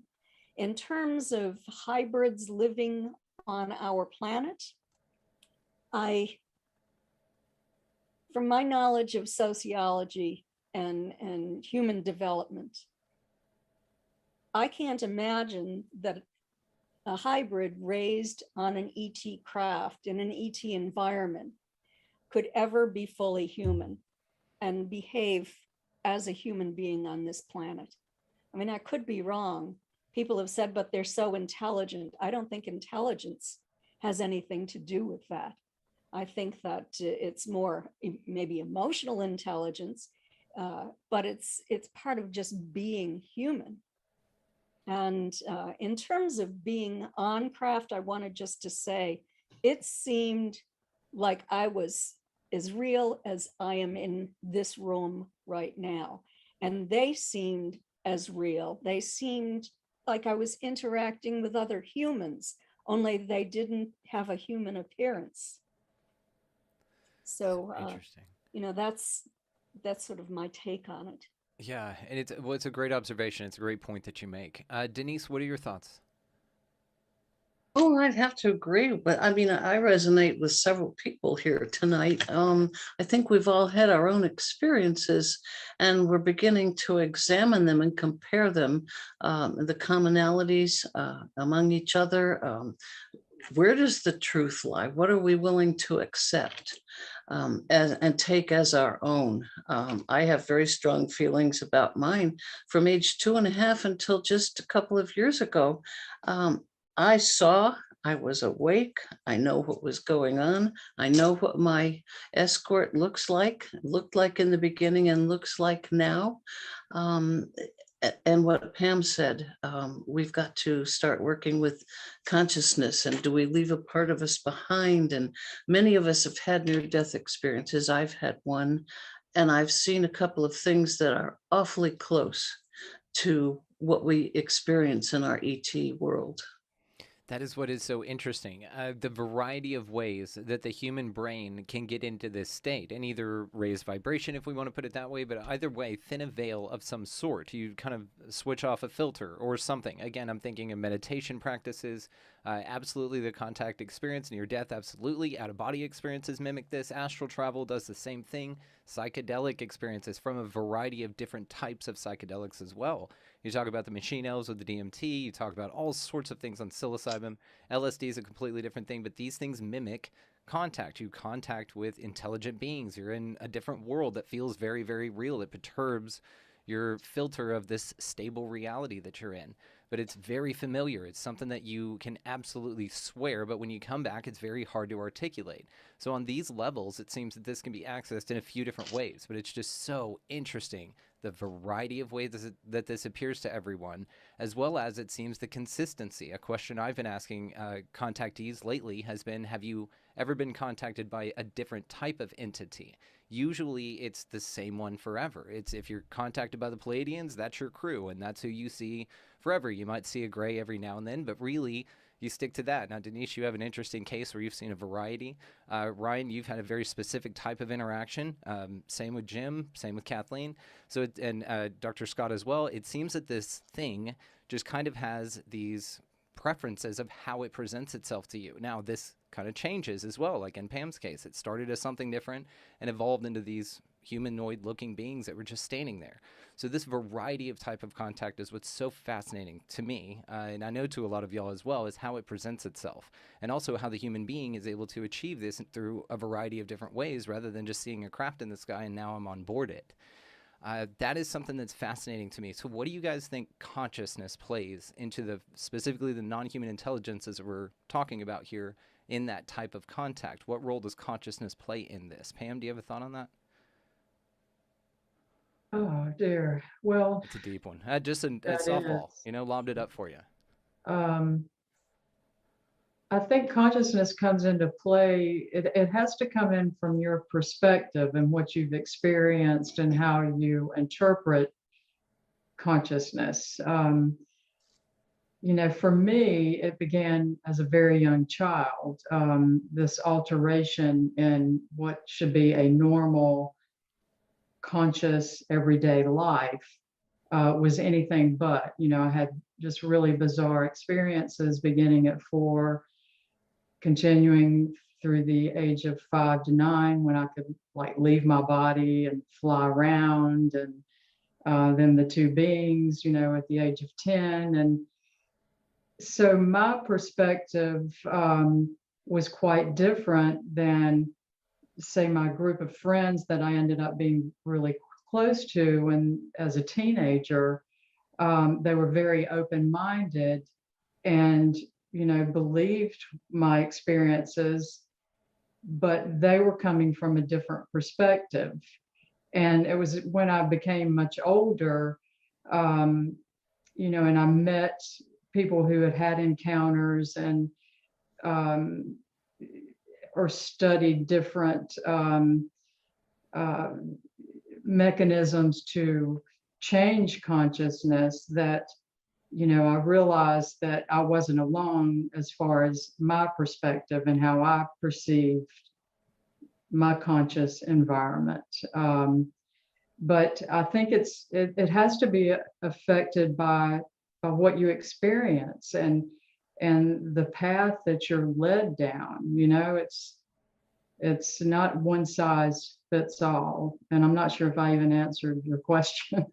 You did. It's brilliant, because actually it made me think of a couple of other things. And near-death experiences, shared death experiences, where I heard a story very recently about 3 people that crossed over at the same exact time. One person was met with a family member that had passed on already. One to, I want to say like a gray, like an entity, an extra dimensional entity is how they perceived it. And then one Buddha. And they were all told the same thing in a different way that presented itself to them. They all survived. And then the 2 that said that something else was going to happen, they died within this certain small window of time. And the third one continued on. And that's what they were told. Hey, you're going to die really soon. You're going to die really soon. You're going to continue on. By these different entities, they all come back and they share their stories with one another. And this, again, it's very personal. Now, something that's interesting to this as well is these folks experience this near-death experiences, or the shared death experience, where they were contacted by 3 different physical entities from their perspective. But also you have cases like in the Pascagoula events, you have all sorts of types of events where they're taken and they experience a similar thing on a similar craft. Betty and Barney Hill, great example. You and your mom as well, Kathleen. So you have folks that experience the same thing, and it's a shared experience like that.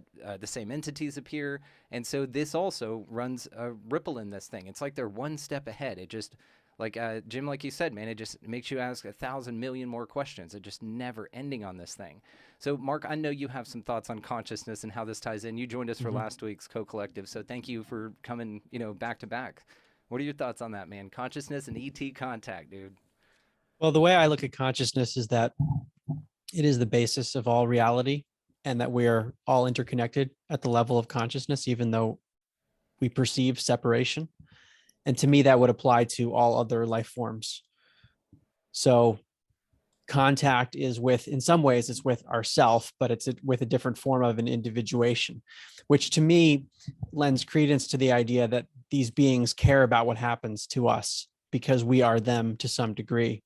So there would be an incentive. And in some cases, the incentive for benevolent beings is probably positive, and for more negative beings, they might have a different type of incentive. But the way in which we are orienting our consciousness, as I see it, on the planet and as individuals, is somehow relating to this overall contact phenomenon. I not agree more. McKenna, Jacques Vallée, even Hynek there toward the end talked about this being a psychosomatic phenomena, that you were actually being contacted by yourself and you were going within, and this physical craft only appears that way because, again, the technology or your capabilities, just these are fascinating thoughts to me. And back to what Kathleen was talking about the them not wanting us to jack with nukes, that we hear this a lot, and this lends a lot of credence to kind of what Ryan's experiences are, is that they're humans from a different timeline, but in the future. And so they wouldn't want us messing up the place because they're going to be here soon. You know, they're going to want it in a little bit. So it's in their best interest for not only us to survive in whatever way that they can help us out with that, but also in not destroying this place and just tanking it for hundreds of thousands of years. So like, we're going to show up before that. So this is our playground here in not too long. And you kids don't need to be screwing with it.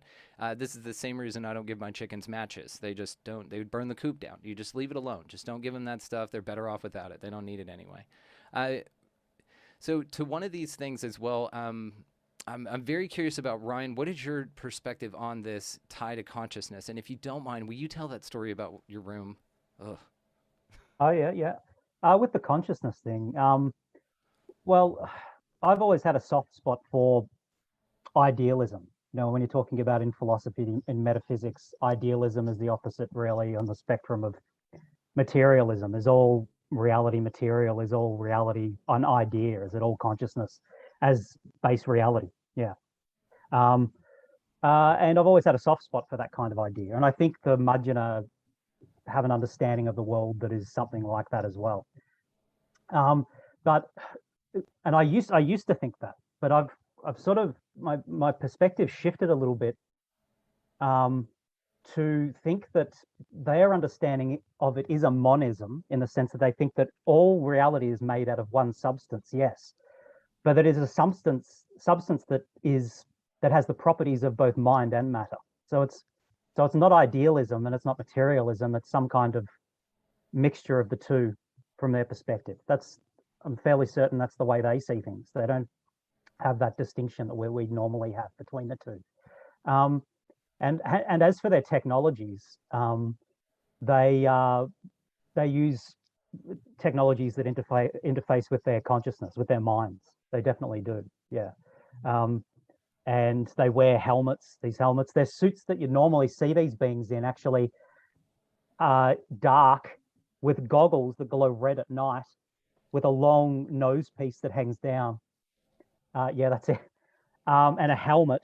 The nose piece is to resonate and amplify sounds, and they hoot and roar and make these sounds that can carry massive distances. That's related as well to their, like they have these camouflage languages where they mimic wildlife. So they bark and chirp, speaking all different kinds of camouflage codes that they use out in the wilderness, that to us just sound like animal life. And sometimes they hoot and trumpet with these things. And then they have a breathing device. They can breathe our oxygen and everything, but it's for allergens, to keep out allergens. And then like a light on their chest. And they can cloak in these, they can levitate, they can become intangible, they can become, it's a super soldier suit, really. It's soldier grade. And they also have claws on their hands, like prosthetic claws, when they're wearing these suits. Sometimes you see them in cloaks as well, with hooded cloaks while they're wearing these suits. And I've seen them in cloaks, some of them 8 to 9 feet tall, which is just an impressive, amazing thing to see.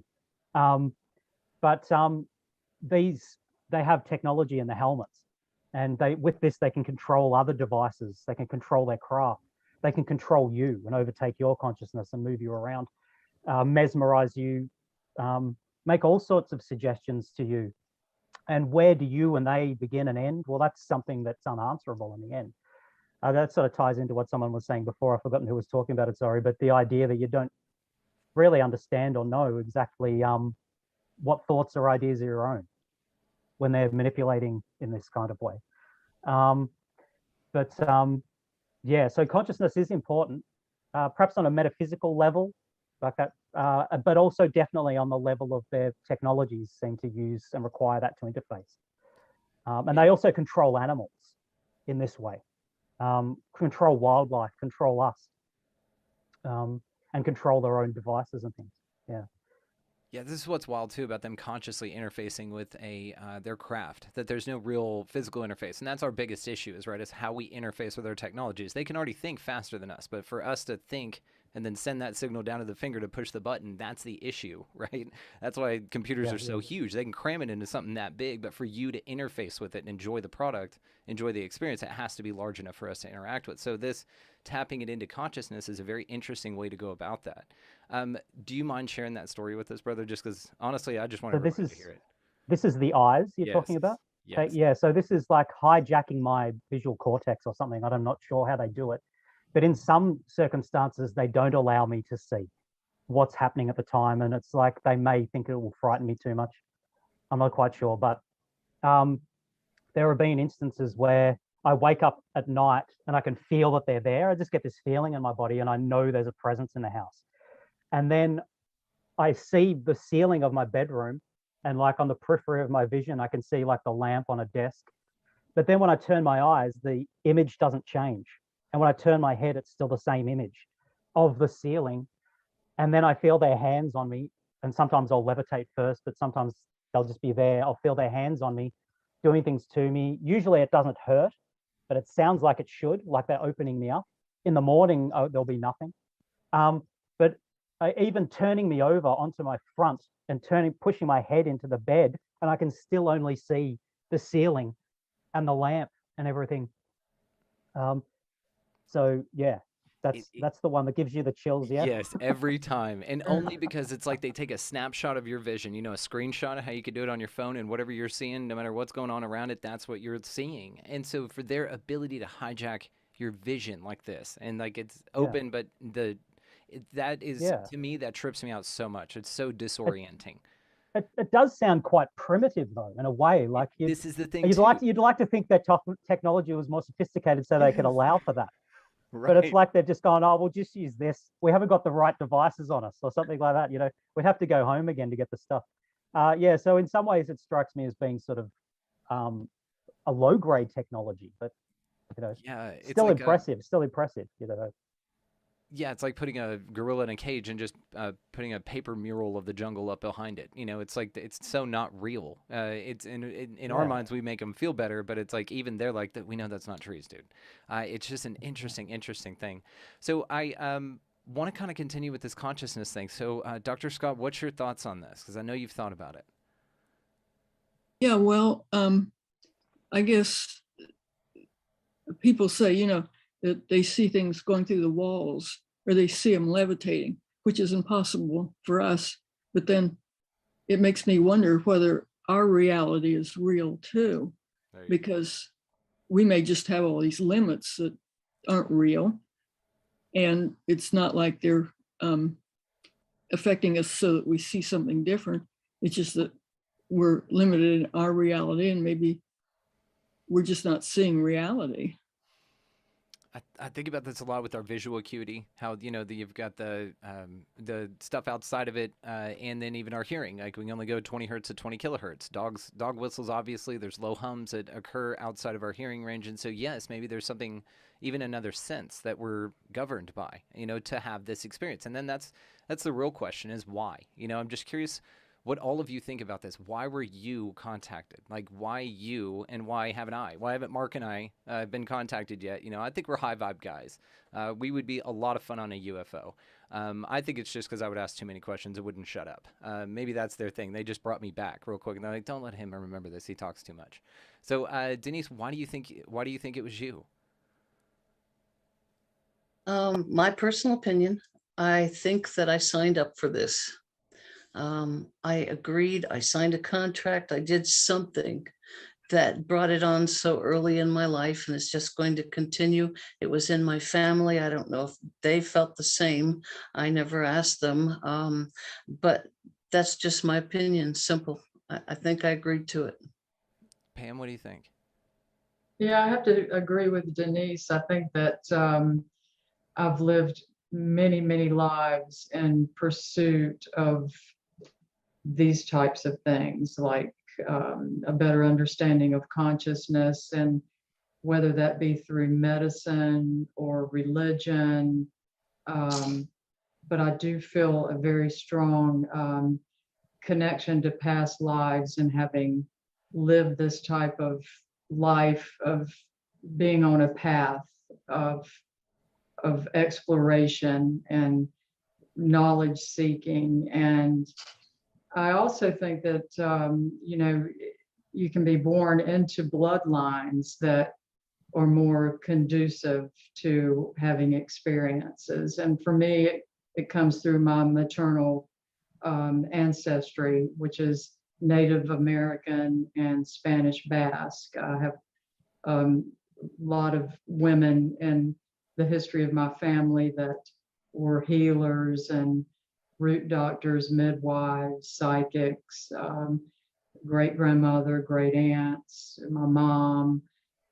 So when I was having experiences as a child, I was not discouraged or made to feel that I was, something I shouldn't talk about. My mom listened to me and encouraged me. And so I think, I chose the family that I chose for that reason, to have that openness and being able to have the experiences that I had as a kid, and not feel, like I was crazy. And so I think you can choose these things, and whether it be for soul growth or in an effort to help others on our planet, as far as raising the consciousness and awareness of everyone here, that we could have a much better world. We're meant to have a better world. So that's kind of where I'm coming from. So interesting. And bloodlines, speaking of bloodlines, Kathleen, are you down that vein as well? That was a pun, by the way. Yes, apparently it was genetically carried in my family. And, I don't know how many generations it goes back. I was told that they have had contact with 5 generations. And in hypnosis, I recalled being on craft when I was 3 years old and having a great time with a little boy levitating a little disc, and having a gray and a girl who was a little bit older than I was looking on, and she was just delighted at what I was doing. Now, I don't know. I mean, I had no conscious recall of that. And everything else, I've had some conscious recall. So I can't say for certain that it actually did occur. It could have been confabulation, but it certainly seemed real. And so that if it did occur when I was 3 years old, then the reason might be that this was something that I agreed to in a previous lifetime. Yeah, that seems to be the consensus as well. It's a chosen experience. It's like a vampire. You got invited in. Dr. Scott, why do you think that you were contacted, even as a child? What do you think that's all about? Well, I think it's my sister too. Maybe she was a contact. Maybe I was the observer or something, for all I know. But I don't know. It makes your ego maybe feel good to think, oh, you were contacted. Yeah. But on the other hand, what if the thing's the devil that's contacting you or something horrible? And so you don't want to be too egotistical about it in case you're interpreting things incorrectly. But I came from a real skeptical family where you weren't allowed to even talk about UFOs when we were kids, so we didn't. But I found out that other members of the family had experiences that they didn't talk about either when I grew up. But I just don't have any idea. It's interesting. And then even two seemingly disconnected people, Charlie Hickson and Calvin Parker, both experienced the same thing, both abducted. I mean, was this in their plan? And then they kind of lived lifetimes that brought them together at this specific point. You know, I mean, it all comes into question at that point, the synchronicities, the paths that we all take, even to be brought together. And maybe the fate, you know, this hand of synchronicity is really guided by some entities that are just outside of our visual acuity. And, that synchronicity was also with Pascagoula. Absolutely. Yeah. Do you mind going on with that? Well, there were two reasons. I mean, you asked me that before. My book is Beyond Pascagoula. But one reason I got into it was because Philip Manno wanted me to interview people and do research. But another thing is that when many, many, many years ago, my mother called me and said she heard a noise. And I was in Missouri and she was in Ohio, 600 miles away. And so I joked with her and told her she was insane. And she'd always said, if she shows signs of dementia, we should tell her. And so, you're crazy, go see the insane asylum and everything. But, and I didn't pay too much attention to it. Later, she said, she called and she was a real skeptic. And she said there was this big, huge flat going on. Everybody was seeing them. People were hiding in their houses and everything. And I didn't pay attention to that for years and years and years. But one day I walked in the library and just decided to look and see if I could find a date for when that sound happened. And I didn't expect to. There was billions of papers and I didn't even know the date, but I guess, and I found it. And it turned out to be exactly the same time as the Pascagoula abduction.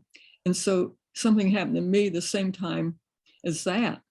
But at that time, I didn't pay attention to the abduction. I paid attention to the sound. And a lot of my book is on the sound and not about the abduction because it was pretty interesting too. Well, and the way you were able to connect it, you found some phenomenal things, and it really is beyond Pascagoula. You've nailed it on this. So, and I'm excited to hear the next book as well. Philip told me that's coming out next year, so I'm excited for it. Jim, why do you think you were contacted, brother? Oh, I think that I'm a person of circumstance. Okay, I was just at the wrong place. I volunteered that night to work. I mean, I don't think it's any grand plan, but. To go back to a couple things, I do believe there's a connection with imprinted DNA from, I don't know, 10, 20, 30,000 years ago, whatever it might be. That's a guess. I think confidence is high. There's interdimensional beings. That's how they travel. I also think confidence is high that for some reason, nuclear power plants or nuclear weapons concerns them. I'm not sure why. And the other thing, from my communication, from my perspective, it's not about us. We have nothing to do with it. Okay. It's about them. Totally about them. And whatever the reason they're here, it's to affect whatever in the future with them, not us. It has nothing to do with us. Yeah, and that's the terrifying thing about time travel, right? It's a self-fulfilling prophecy, because if they come back in time to alter us, then they have to constantly do that. Otherwise, we don't exist, they don't exist. It's like this weird time loop. Right, but it ties into a lot of things, even, as Ryan said, I mean, they come back for a purpose. But, let's say that all of our experiences all happened in their time in 2 days, in the last 2 days. Right. You know what I mean? You don't know. You don't know how much time they're expelling on this. I do think that also that, people get confused out there. I think 99% of UFO sightings are explainable. But the 1%, which is a huge number on sightings, are not. The other thing is, I think there's a huge, we're not going to go into it tonight, but there's a huge disinformation program going on. Oh, yeah. Being orchestrated by, number one, the United States. And most recently, the hearings in Washington, D.C. I mean, you can't get any more red flag type operations than that. I agree. They don't want you to know exactly what is going on, so they go ahead and they have created a talking points that we've carried on for 80 years, and that's my point of view on it. And all this is based on my contact. I think Lieutenant Commander Hoover once said, the biggest secrets about UFOs are not that they're aliens. It's that they're time travelers. Yeah. Mm-hmm. Yeah, I think this so much. And I think that if you were a time traveler, you just tell people that you're from Zeta Reticuli. You would just tell them, hey, actually, we're from Why would they 416. come here? Why would they want to do hide and seek? Okay. Hide and seek. No. That is not the objective.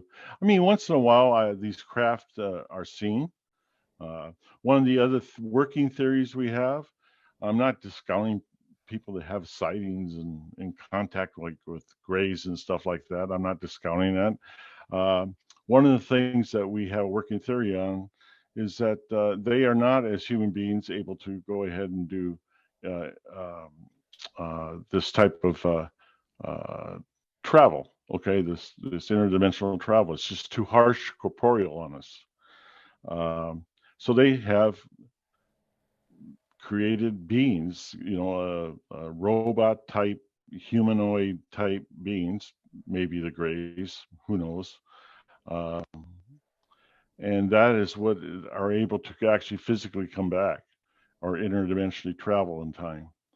Or maybe other beings too, I don't know, that is our working theory on it. Just that the physics of it is just too harsh for human beings to do interdimensional travel. It's so I funny. know I wanted to get that out because there's so many points that were being made, and it all sort of ties in for me together. So. No, it absolutely does. We're going to do one of these on disclosure. I will absolutely invite you back for that. And I'm grateful that you brought that point up. Okay, so we're probably going to wrap it up here in just a little bit, guys. I just want to first of all say thank you to everybody for participating, everybody listening and watching. We've got some wonderful folks in the chat that are just blown away by you guys, and I knew that they would be. So thank you all from the bottom of my heart for doing this, and you all for watching and listening. So if you don't mind, I would like for everybody to go and just let everyone know how they can find you, and then what your thoughts are on mass contact. So let's take this from the micro to the macro. Are we ever going to get mass contact? And this is also for you contactees.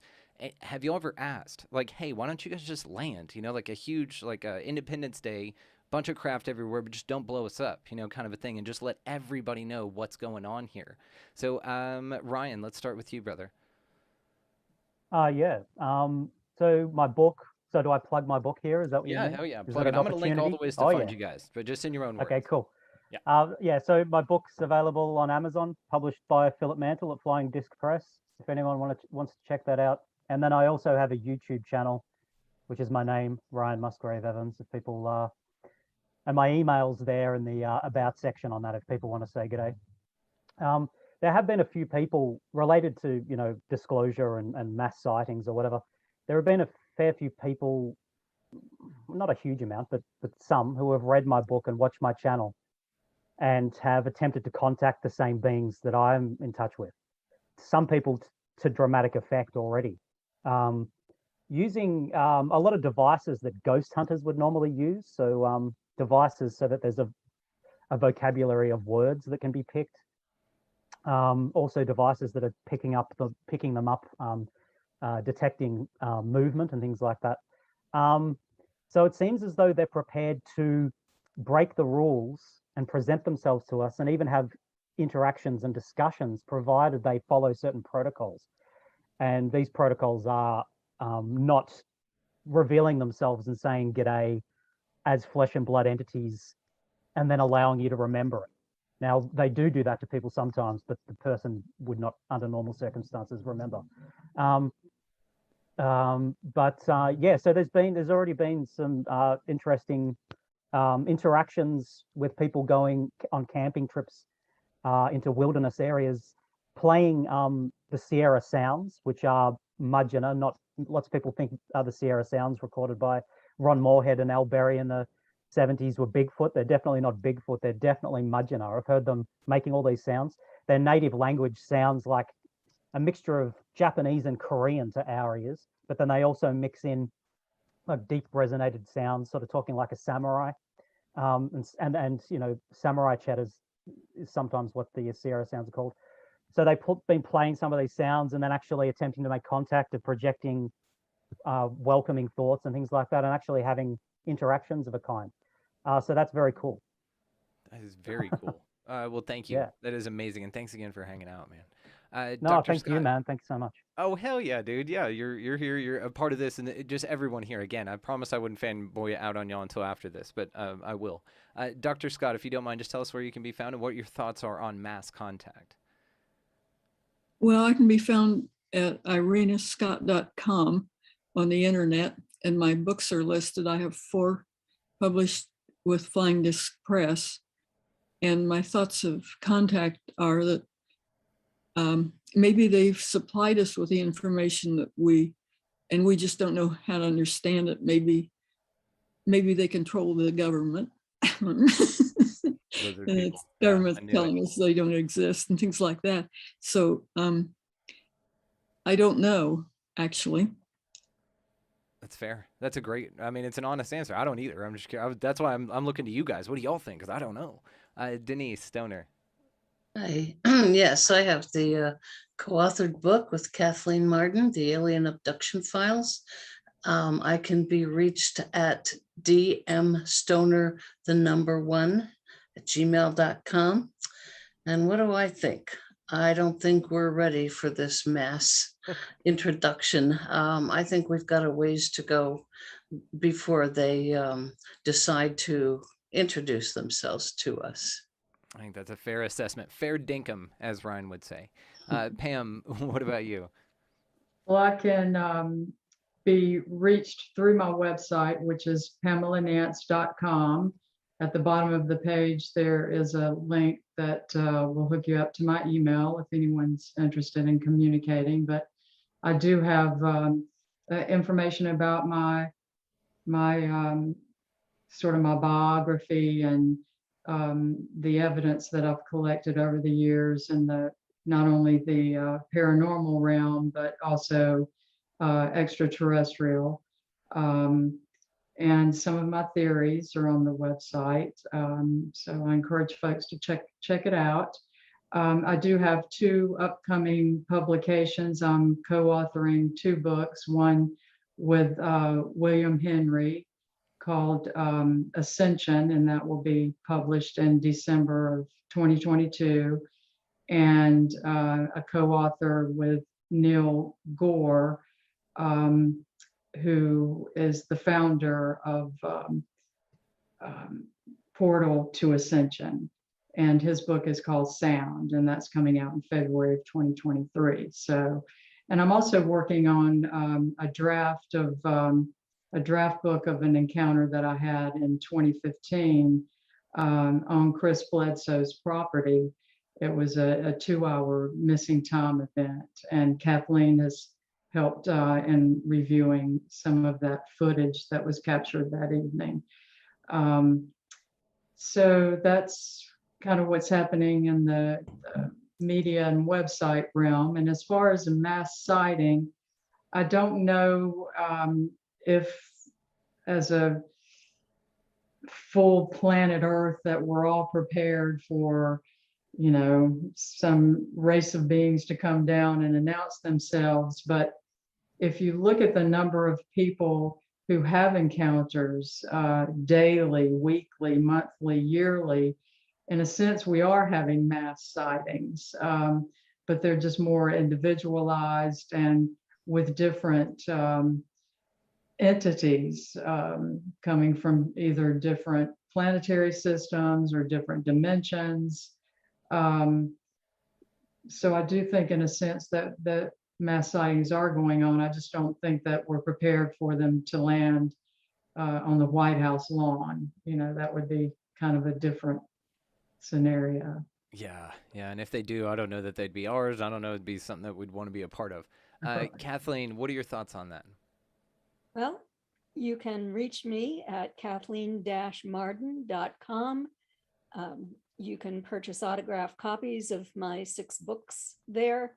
There are also several articles that you can read, and my bio is there, and the conferences that I'll be speaking at this year with clickable links to that. My latest book is Forbidden Knowledge, and they're also available at Amazon, Barnes and Noble, bookstores, etc. In terms of contact, I've asked them, why don't you just show your craft over every major city in the world simultaneously? And they say that we would interpret that as an invasion, and that they wouldn't do that because it could have dire consequences. And they realize, I'm saying this now, they realize that humans are not ready for direct contact. And I agree with them. They are so different, at least the ones that I've interacted with, are so different than us in they're very intense. They're telepathic. They look different than us. Everything is different. So the impact that this technologically advanced society could have on Earthlings if they were to come here and interact with us openly could lead to the destruction of our social order. And we've seen this when we've gone to indigenous areas and invaded, and it did not have a good impact. And they realize that, and so do I. Great point. I completely agree. Look what we do to things and species and people, our own people on our planet here.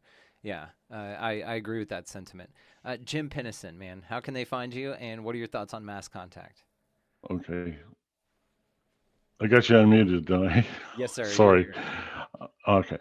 Well, you can contact me by therendlesham-forest-incident.com. That's an interactive blog I have, and of course, on Facebook about Rendlesham Forest. I think it's important to know that book there. It's 702 pages. 702. And of that 702, you'll find that each chapter has evidentiary endnotes that total more than 300 pages by themselves. So I figured everybody wanted to have the facts on that. Also, you'll have to pay for the book on Amazon.com, but you can get it free also on Amazon.com if you have like Prime or something like that. And I encourage somebody, to get it by, the ebook, and so at least so they can read it. That's the main point. Also, the other point is that all proceeds for that book go to charity. I've never collected anything on the Rendlesham Forest incident. I can't see making money on that, my encounter.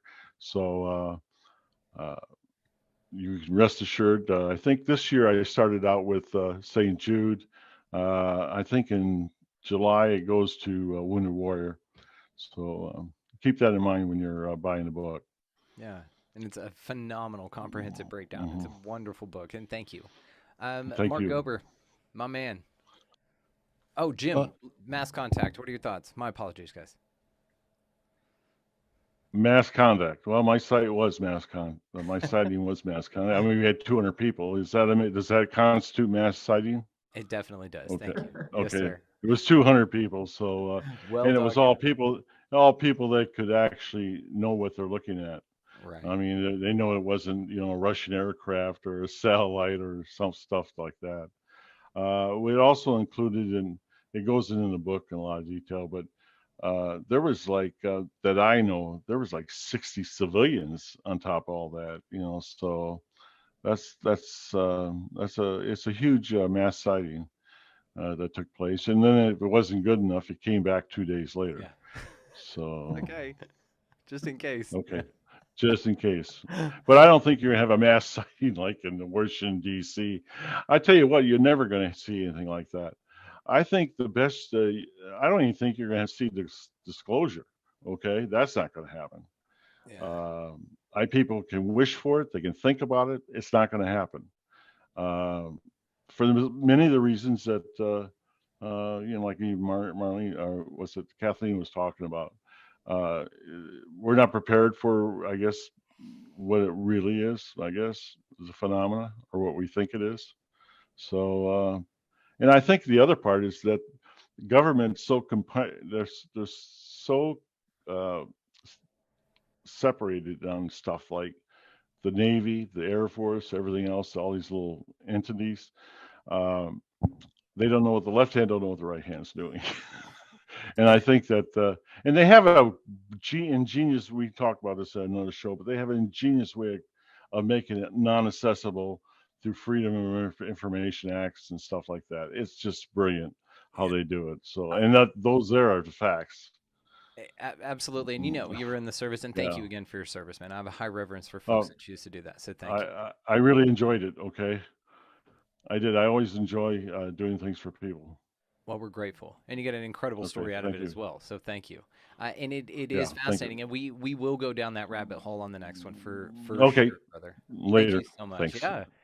Mark Gober, man, cap us off, buddy. Tell us where we can find you and talk to us about mass contact. What do you think? Sure. Well, Brandon, thanks again for having me back. Thank you.